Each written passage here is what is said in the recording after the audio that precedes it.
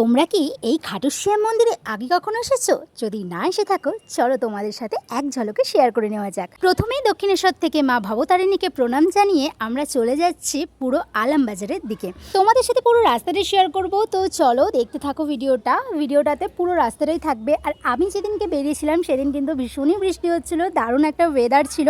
আর আমি যেহেতু বালি থেকে এসেছি তাই ব্রিজটা পেয়েছিলাম। আর যদি তোমরা একেবারে দক্ষিণেশ্বরে নেমে আসো তাহলে তো একদমই কাছে, এই দেখে নাও একদম ওপেন দক্ষিণেশ্বর থেকে তোমরা চলে যাবে এই রোড ধরে আলমবাজারের দিকে। আমি কিন্তু প্রথমবার খাটুশ্যাম বাবার মন্দিরে যাচ্ছি, তো তোমরা কারা কারা আগে এই মন্দিরে এসেছো তারা কিন্তু আমায় কমেন্ট করে জানিয়ে যেও। আর আমি জানতামই না যে আমাদের দক্ষিণেশ্বরে একদম কাছে এই মন্দিরটা রয়েছে। তো দেখো তোমাদের সাথে কথা বলতে বলতে চলে এসেছি মন্দিরটিতে। আর এই মন্দির যতটা না সামনে থেকে সুন্দর ততটা কিন্তু ভিতরে আরো বেশি সুন্দর। তবে একটাই দুর্ভাগ্য ছিল যে ভিতরে কোনো রকম ফটো ভিডিওস অ্যালাউ ছিল না, তাই তোমাদেরকেও দেখাতে পারলাম না।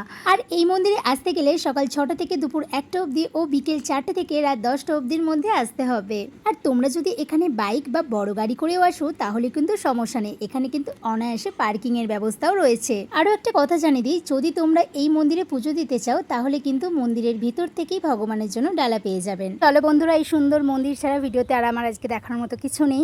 যদি ভালো লাগে তাহলে লাইক কমেন্ট শেয়ার করে দিও। আর তোমাদের একটা কোয়েশ্চেন করছি, খাটুশ্যামের প্রিয় ফুলের নাম যদি জানো জানিয়ে যাও।